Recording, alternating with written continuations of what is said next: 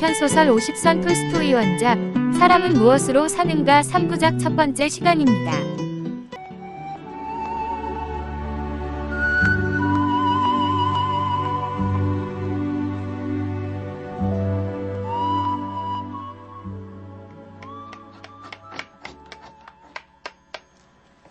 구두 재화공인 세모는 아내와 자식과 함께 허름한 농가에 새들어 살고 있었다. 집도 땅도 없었으므로 오직 구두를 만들고 고치는 일만으로 근근히 먹고 살았다. 그는 한 벌의 가죽 외투를 아내와 번갈아 입어야 할 정도로 살기가 빠듯했다. 그것마저 다 헤어져 누더기가 되어버렸다. 이번엔 꼭 양가죽을 새로 사서 외투를 만들어 입어야지.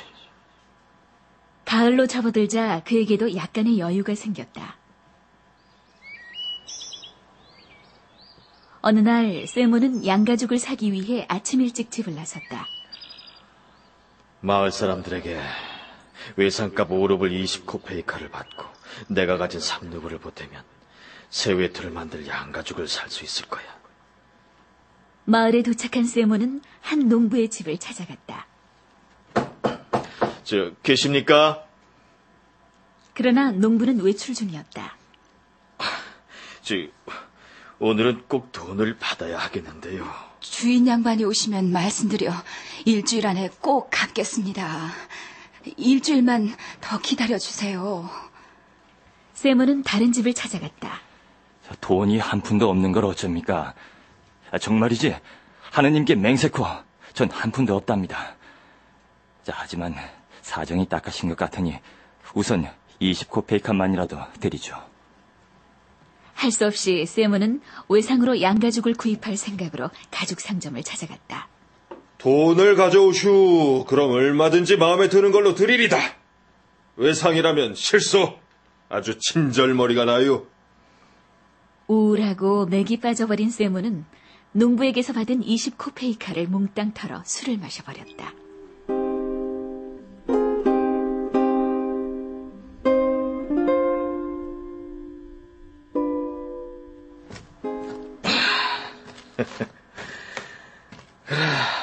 외투 같은 것 없어도 괜찮아. 이거 겨우 한 장 거쳤을 뿐인데 이 몸이 후끈거리는걸. 그깟 모피 외투 따위가 무슨 소용이 있다. 그따위 것 없어도 이 몸은 얼마든지 살 수 있다고. 세모는 한 손에 든 지팡이로 얼어붙은 땅을 두드리고 다른 손에 든 털장화를 허공에 흔들며 중얼거렸다.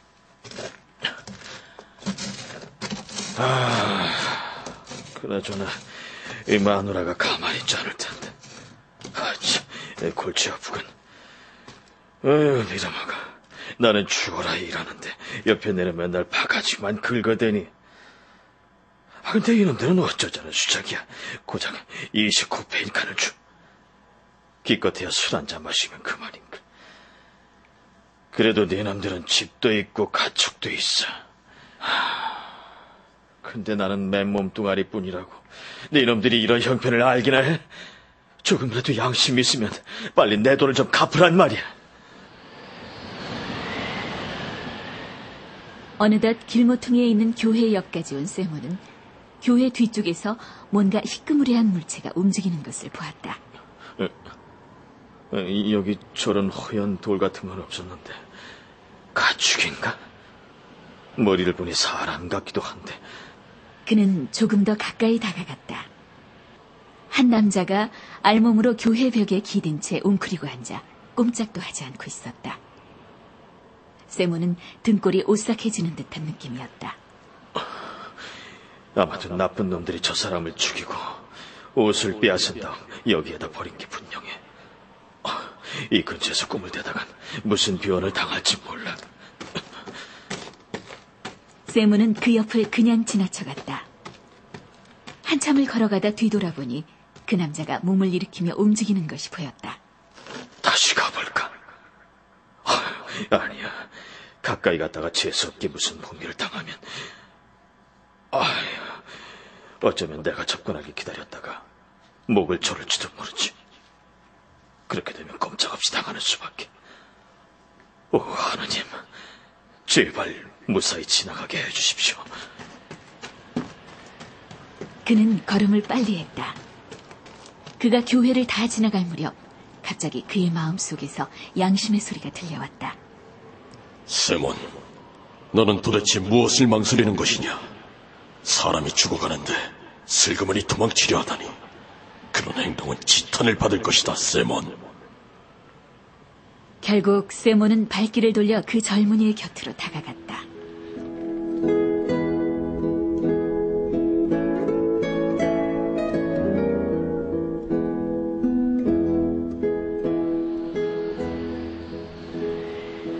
세몬이 가까이 다가가서 살펴보니 그 남자는 아직 젊고 힘도 있어 보였으며 몸에 얻어맞은 흔적 같은 건 보이지 않았다. 그러나 추위 때문에 몸이 꽁꽁 얼어붙은 데다가 몹시 겁을 먹고 있는 듯했다. 이봐요. 남자는 그제야 눈을 뜨고 세몬을 바라보았다.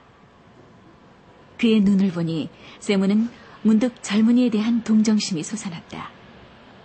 세몬은 손에 들었던 장화를 땅바닥에 내려놓고는 급히 외투를 벗었다. 저 젊은이, 이러고 있다간 얼어 죽어요. 자, 어서 이것 입어요. 세몬은 젊은이를 부축하여 일으켰다. 일으켜 세워놓고 보니 그는 키도 훤칠할 뿐더러 얼굴빛도 온화해 보였다. 세몬은 그의 어깨에 외투를 걸쳐주었다. 그리고 자신의 털장화도 신겨주었다. 여기서 밤을 지새울 작정인가? 어서 집으로 가야지. 자, 여기 내 지팡이가 있으니 이거라도 짚고 걷게. 자, 가세. 젊은이는 걷기 시작했다. 그는 힘겨워하지 않고 썩 잘 걸었다. 근데 자네는 어디서 왔나? 저는 이고장 사람이 아닙니다. 그건 나도 알겠고. 왜 이런 걸로 교회 모퉁이에서 웅크리고 있었나? 그 이유는 말씀드릴 수가 없습니다. 뭐 필경 나쁜 놈들한테 봉변을 당한 게지. 아닙니다. 전 하느님으로부터 벌을 받은 것입니다. 그야 만사가 하나님의 뜻이니까. 그나저나 자네는 어디로 갈 작정인가? 전 갈 곳이 없습니다. 어디든 좋습니다. 그 젊은이는 말이나 행동으로 보아 나쁜 사람 같지는 않은데 무슨 말 못할 사정이 있는 것 같았다. 그렇다면 우리 집으로 가는 게 어떤가? 일단 몸을 녹여야 할 것이 아닌가? 세몬은 집을 향해 걷기 시작했다. 차가운 바람이 셔츠 자락을 파고들었다. 술이 깨면서 오싹오싹 한기가 느껴졌다.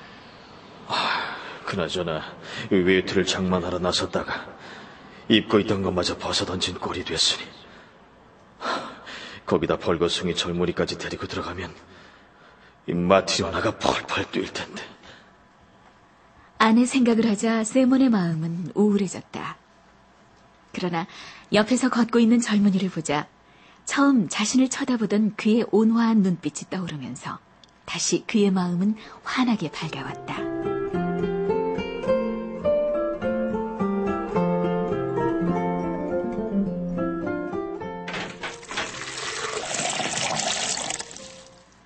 세몬의 아내는 일찌감치 집안일을 끝냈다. 장작을 쪼개고 물을 길어와서 아이들과 저녁 식사를 마치고 그녀는 이런저런 생각에 잠겨 있었다. 빵을 오늘 구울까 내일 구울까? 세몬이 밖에서 식사를 하고 온다면 내일 아침까지는 이걸로 충분할 것 같은데. 그래, 아무래도 빵을 굽는 건 내일로 미뤄야겠어. 밀가루도 얼마 남지 않았는데. 마트리오나는 탁자 모퉁이에 앉아 남편의 헌 네일을 깃기 시작했다. 설마 가죽 장수에게 속진 않았겠지? 그 이는 사람이 너무 좋아서 탈이라니까. 아니, 그런데 이가 너무 늦는 거 아니야? 혹시 그 돈으로 어디서 술을 퍼마시고 있는 건 아닐까? 마침 현관 계단이 삐걱거리면서 누군가 들어오는 소리가 났다. 마트리오나가 문 밖으로 나가보니 남편이 낯선 젊은이와 함께 들어서고 있었다. 그녀는 당장에 남편이 술을 마셨다는 걸 알아차렸다. 게다가 그는 속옷 차림에 빈손이었다. 내 이럴 줄 알았다니까. 생판 모르는 건달아가 올려 진탕 퍼마시고는 그것도 모자라 집에까지 끌고 왔군. 마트리오나는 낯선 젊은이가 입고 있는 외투가 자기네 것임을 알아차렸다. 그는 방 안에 들어와서도 잠자코 선 채 움직이지도 고개를 들지도 않았다. 뭔가 나쁜 짓을 저질러 놓고 겁을 집어먹고 있는 게 틀림없어. 마트리오나가 이마살을 찌푸리며 두 사람을 살피고 있자 세모는 아무렇지도 않다는 듯 모자를 벗고 태연하게 의자에 걸터 앉았다. 앉게. 저녁 식사해야지. 마트리오나, 왜 그러고 섰어? 저녁 준비 안 됐어? 보아하니 당신은 염치마저 홀짝 마셔버린 모양이군요. 외투 사러 간다더니 입고 나간 외투마저 남한테 홀랑 벗어주고 그것도 모자라 건달까지 꿰차고 들어오다니. 당신 같은 주정뱅이에게 줄 음식 없어요. 이봐, 마트리오나. 그 사정도 모르면서 함부로 말하면 안 돼요. 먼저 어떤 일이 있었는지 물어보는 게 도리가 아니겠어. 아이, 듣기 싫어요. 그보다 돈은 어떻게 됐어요? 그것부터 말해요. 돈은 여기 그대로 있어. 도리포노프가 오늘은 돈이 없다고 주지 않았어. 그래도 가지고 나간 돈은 도로 갖고 왔잖소. 그래도 저녁은 없어요. 저런 벌거숭이 주정뱅이까지 일일이 신경 쓰고 싶지 않다고요. 이봐, 함부로 말하지 말라니까. 우리 사정도 들어봐야지. 여러 말 말고 내 옷이나 내놔요. 하나밖에 없는 옷을 빼앗아 입다니 뻔뻔하기도 하지. 쏙 벗어달라니까요. 어휴, 이런 못난이 팔푼이 같으니라고. 차라리 어디 가서 죽어버리는 게 낫지. 세문이 옷을 벗으려는데 마트리오나가 달려들어 잡아당기는 바람에 솔기가 부드득 뜯어졌다. 마트리오나는 그것을 집어 걸치고 밖으로 나가버리려고 하다가 문득 멈춰섰다. 이 젊은이가 누군지는 밝혀내야겠다고 생각했던 것이다.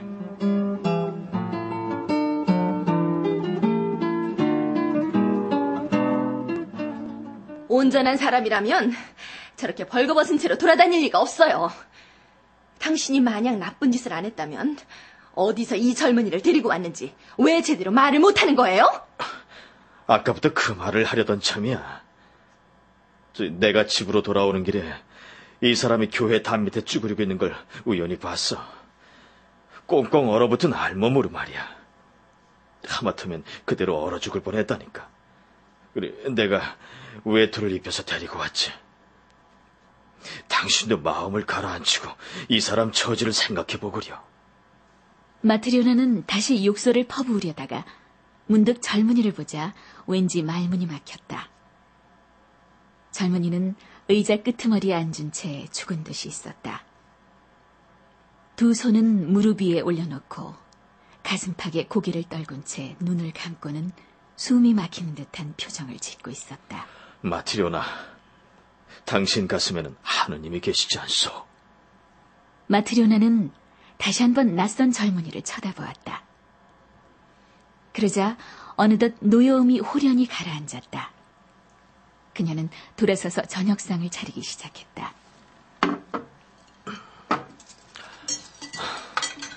어서 식사들 하세요. 자, 이리 와서 앉으라고, 젊은이. 두 사람은 먹기 시작했다.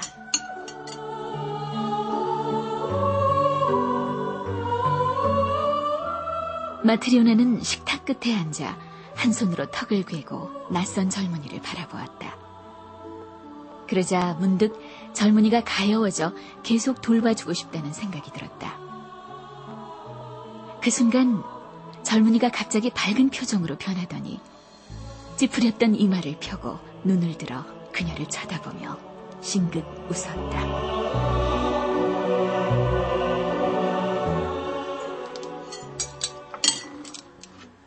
식사가 끝나자 마트리오나는 그릇들을 치우고 낯선 청년에게 물었다. 당신은 어째서 그런 곳에 있었나요? 그건 말할 수 없습니다.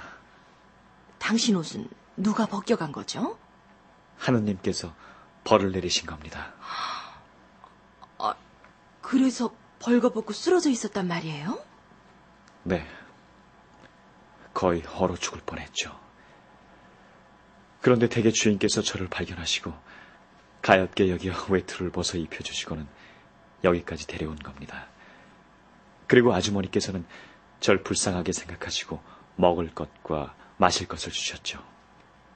두 분께서는 분명 하느님의 은총을 받으실 겁니다. 마트리오나는 방금 기어놓은 세몬의 낡은 네일을 젊은이에게 건네주었다. 자, 이거라도 입어요. 그리고 어디든 마음에 드는 자리에 누워서 자요. 침대 위든 벽난로 옆이든. 젊은이는 네일을 입은 다음 지붕 밑 다락에 가서 누웠다. 마트리오나도 자리에 누웠으나 좀처럼 잠이 오지 않았다.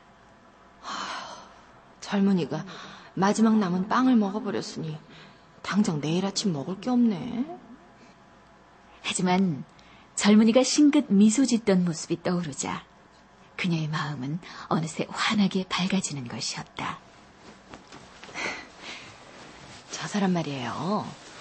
나쁜 사람 같지는 않은데 어째서 자기에겐 통하지 않는 걸까요? 뭔가 말 못할 사정이 있겠지. 세몬. 응?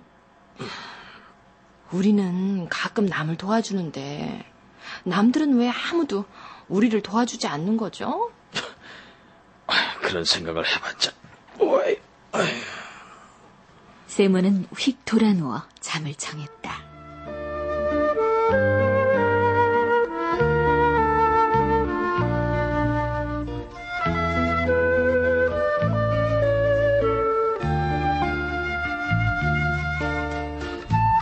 세계 단편소설 50선 톨스토이 원작의 사람은 무엇으로 사는가 일부를 들으셨습니다. 세계적인 문호이자 위대한 사상가로 평가받는 톨스토이입니다. 오늘은 톨스토이의 주요 작품과 작품 세계에 대해 서울대 노원어문학과 이현욱 선생님의 말씀으로 들어보겠습니다.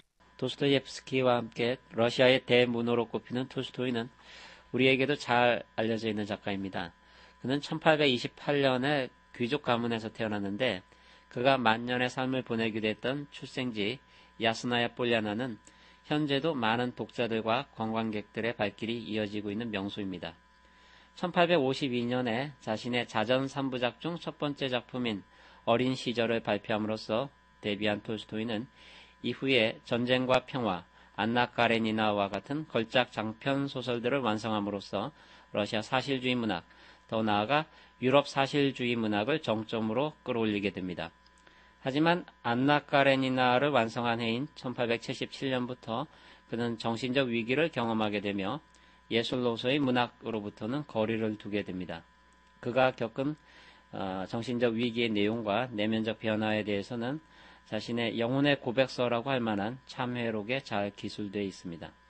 1881년에 발표된 사람은 무엇으로 사는가는 바로 이러한 위기 이후에 쓰여진 작품이며 이와 유사한 성격의 여러 작품들에서 작가 톨스토이는 예술적 완성도보다는 교훈적이고 도덕적인 메시지 전달과 독자에 대한 감화를 더 우선적으로 의도하게 됩니다. 한국의 독자들에게 특히 많이 읽히고 있는 그의 작품 부활 또한 바로 그러한 작품군에 속한다고 할 수 있습니다. 톨스토이는 부활의 주인공 네올리도프와 마찬가지로 참회하는 귀족이 되고자 했으며 이러한 그의 모습은 안나 카레니나의 또 다른 주인공 레빈이 농민들과 함께 풀을 베고자 하는 장면 등에서도 확인할 수 있습니다.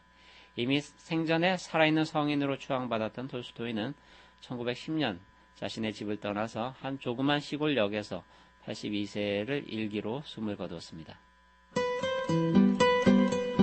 톨스토이 원작 사람은 무엇으로 사는가 일부를 마치겠습니다. 계속해서 2부에서 계속됩니다.